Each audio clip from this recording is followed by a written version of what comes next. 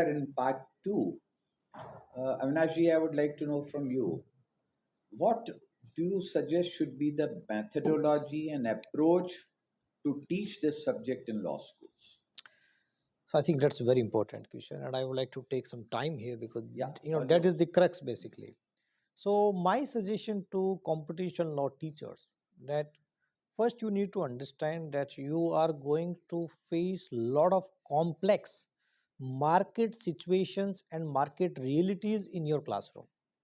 Like for example, why people are making cartels, why people do abuse of dominance. So first you need to understand things from the corporate side. Okay. Okay, so you need to understand the complex nature of corporations, that how they operate their businesses. Okay, uh, nowadays we cannot train our students just to give a legal opinion. Forget about those things. Now companies, law firms, people are hiring people, legal professionals to give a solution, not a legal opinion. Maybe after 4 or 5 years, artificial intelligence will give you legal solutions. We need human intelligence who can understand the ground realities of the market and give a solution. Okay, so that's the first part. Second, competition lawyers or the professionals, they are involving in corporate strategies also. Like for example, if my competitor is doing something wrong, how to use competition law against my competitor. Okay, so it's not only a defense, it can be offense also. So considering all these factors, you should start teaching competition law from a very open mind. You should not see that you are teaching a law, but you are teaching a subject which will train your students to become a very valuable part of the top management in any organization. So what you need to do, first you need to give them practical situations. You need to give them a situation where they can understand the heat or vibes of the business. Okay, second, you need to tell them a lot of case laws. You need to train them about the business dynamics and economics. Now I think again we are entering into that era. But in competition law, if you want to prove anything or disprove anything, you have to use economic theories, because competition students, they always face a problem that why this is allowed, why this is not allowed. In one case, like for example DLF case, I tell you, DLF was held abuse of dominant position. CCI imposed penalty on them because their agreement terms and conditions were abusive. After that, all the consumers they started filing cases against real estate companies. CCI did not impose penalty on anyone. People are very very shocked, especially lawyers. They said ki when the same terms and conditions were held abusive, why not against other companies? CCI said no, first you have to prove dominance, and to proving the dominance you have to define relevant market. And so let's start with relevant market. How to define relevant market? You can define relevant market only through the economic analysis, not the legal analysis. Relevant market is not a legal term, it's an economic term.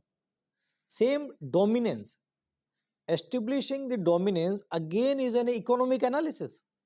So my suggestion is that if you start teaching your students, guys, you need to learn competition economics also.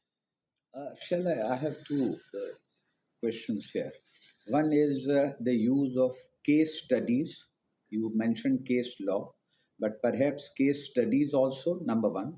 Number two, when you say that it is its connection with economics. Now, a question comes to my mind, and I'd like you to clarify it. Is competition law closer to economics, or it is closer to management in the sense of marketing and production? Economics. Why is it so, and why not management? Reason being because, as I said earlier, for the evidentiary point of view, because in law, if you want to prove something, we need to bring evidences.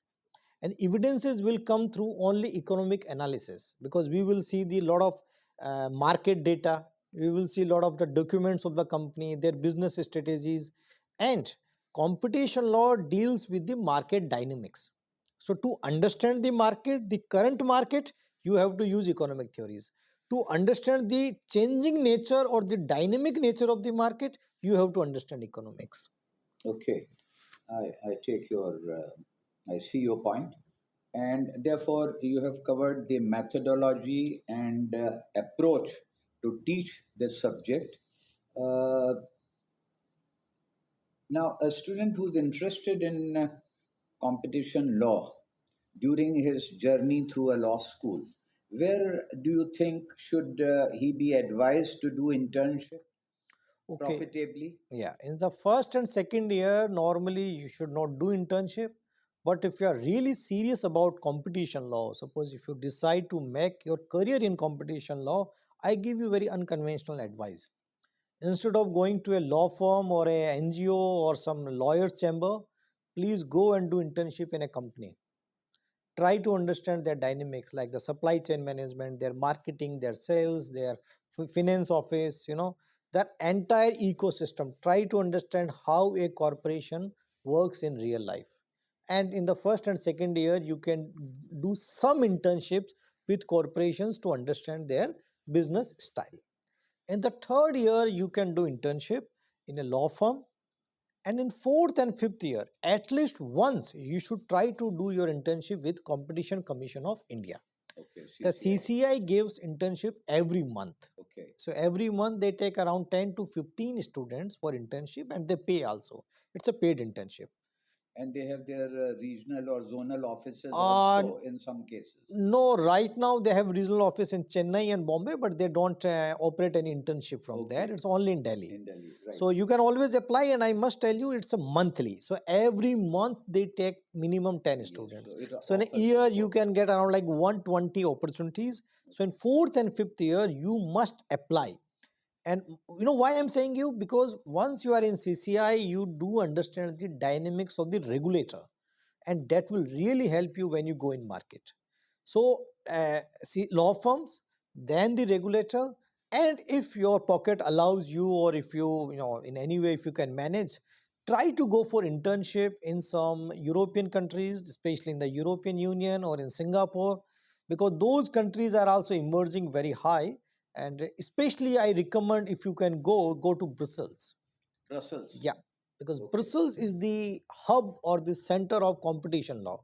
Okay. The DGCOM, Director General of Competition of the European Commission, headquarter is in Brussels. Okay. So all top law firms, everyone who is doing European competition law, they have their presence in Brussels. Brussels. Okay. Okay, so you should try to get some internship, either paid or unpaid. If possible, try to go Brussels. Okay, now coming back to the teaching of competition law, to the teachers, aspiring teachers, what literature should they make use of to teach? What books? Are there any films, etc., or any other teaching aids? Uh, I think the easiest thing is that I think there is a one movie, The Informer. The Okay, Informer. The Okay. Informer. That's a very nice movie, the American movie, very interesting. Okay. When the DOJ Okay. put one spy, one of the guy, in one company to detect the cartel. Okay, so you will find some movies, especially in US, focusing on antitrust law. So maybe you can show them those movies. And second, Literature. literature, I find that instead of recommending many books, because at the UG level, what is my suggestion for a fundamental understanding of competition law? Professor Richard Wish. Professor Richard Wish, he was a professor at King's College London. So his book is very nice, easy to understand, and very rich book. So you can recommend that book in India. To understand the Indian laws, the Indian cases, I think it's better if you go through the case laws. Case Yeah, law. the case Okay. laws. At the Any good international, commentaries in India? uh, sir, actually, Abir Roy, Okay. he wrote a very nice book. He's a practicing lawyer, Okay. and he wrote a very book in 2016. I don't know whether he has updated it Abir or Roy. not. Abir Roy, yeah, Okay. Abir Roy. So I suggest Abir Roy to update that book. Okay. And OECD, they also published a lot of Okay. literature on competition law. ICN, International Competition Network. It's an informal network of competition authorities. Okay. They also published a lot of literature on competition law. That would also be useful to the Yes, faculty. faculties especially. ICN, OECD, and the CCI also published a lot of literature. Like for example, CCI publishes a journal also on competition law and economics. And my next question is that at the end of the semester or while the passage of course is in progress, what would be for the faculty a proper mode of seeking confirmation, whether quiz test or periodical tests or project assignments, objective type tests? How should how can the teacher get a confirmation that the students are understanding what they are being taught? Uh, I would recommend moot court. Okay. Because in a moot court problem, you can create a multidisciplinary approach where you are creating a situation where the law, economics, finance, politics, all these things can be mixed, because most of the time in real life, situations are always multidimensional. They are not only legal. So if you create a real problem, or you can take help of some already good cases in India or abroad, and if you ask your students to create a moot court issue, and it will help them to understand competition law from multiple dimensions. But then my recommendation is again unconventional approach. In your moot court, if you can allow your students to take researchers from economics department, Okay.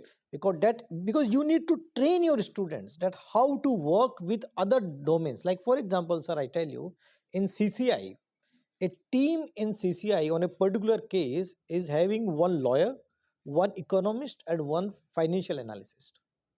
So it's never a lawyer who is working on a single case. It's always a team of lawyer, economist, and FA. Very well. I must compliment that you have brought out the need for interdisciplinary approach Yes, yes. to teach as well as practice this law. Thank you very much, Professor Dadhich.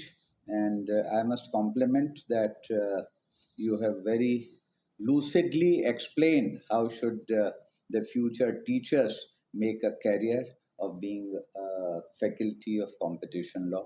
Thank you very much. Thank you, sir. Thank Great you very pleasure. much. Thank